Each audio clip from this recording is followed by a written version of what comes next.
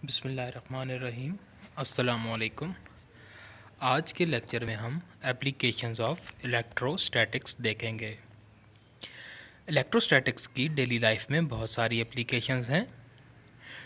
इनमें से कुछ हम पिछली क्लासेस में पढ़कर भी आए हैं। जिस तरह हमें पता है कि पेंट स्प्रेयर यानी जो पेंट करने के लिए इस्तेमाल होता है, आप अमूमन देखते हैं कि गाड़ियों और मोटरसाइकिल्स पर जो पेंट होता है उसमें बहुत फाइन लेयर होती है पेंट की। तो उस पेंट को करने के लिए हम इलेक्ट्रोस्टैटिक्स का यूज़ करते हैं। इसके अलावा इलेक्ट्रिक चिमनी ये भी इलेक्ट्रोस्टैटिक्स के प्रिंसिपल पर काम करती है। लेकिन इस क्लास में हम जो दो एप्लीकेशंस देखेंगे उनमें से एक है ज़ेरोग्राफी और दूसरी है इंकजेट प्रिंटर। तो हम दोनों को बारी बारी देखेंगे। सबसे पहले हम बात करते हैं ज़ेरोग्राफी की। ज़ेरोग्राफी बेसिकली दो अल्फाज से मिलकर बना है, ज़ेरोग्राफी, और इससे मुराद है ड्राई प्रिंटिंग। ड्राई प्रिंटिंग जो फ़ोटोकॉपिंग है उसे कहते हैं, क्योंकि इसमें ड्राई इंक यूज़ होती है और कार्बन को एज एन इंक यूज़ किया जाता है। लेकिन ये लिक्विड फॉर्म में नहीं होता, बल्कि ये सॉलिड फॉर्म में पाउडर की शक्ल में कार्बन को यूज़ किया जाता है।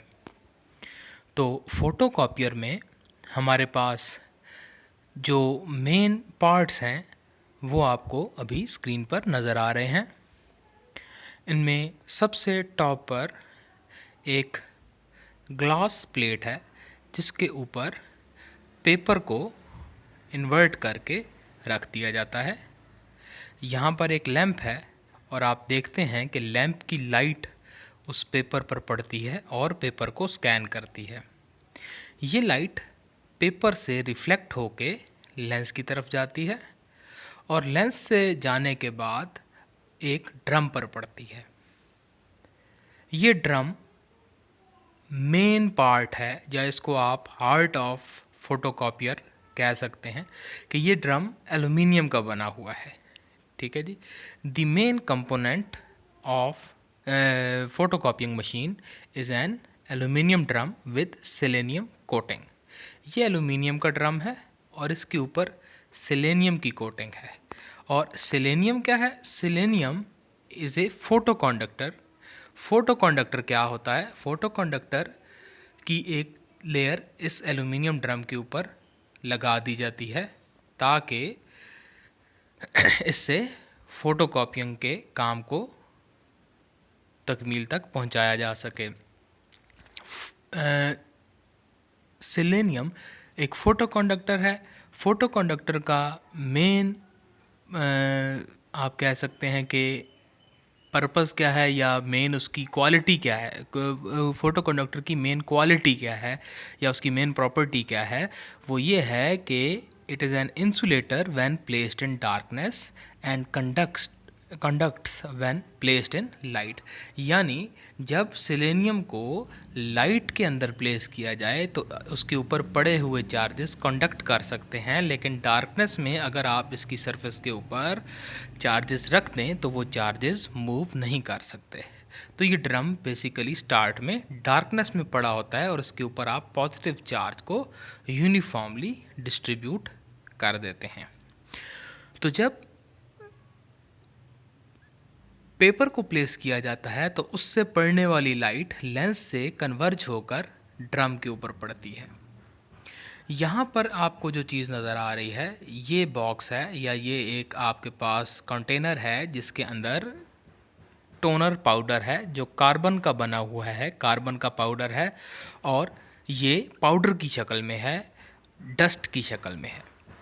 और इसके अंदर जो कार्बन है उस कार्बन को हम नेगेटिव चार्ज कर दे देते हैं और ये जो ड्रम है जिसके ऊपर सेलेनियम की कोटिंग है, इस सेलेनियम पे हम पॉजिटिव चार्ज कर देते हैं। ये हीट रोलर्स हैं।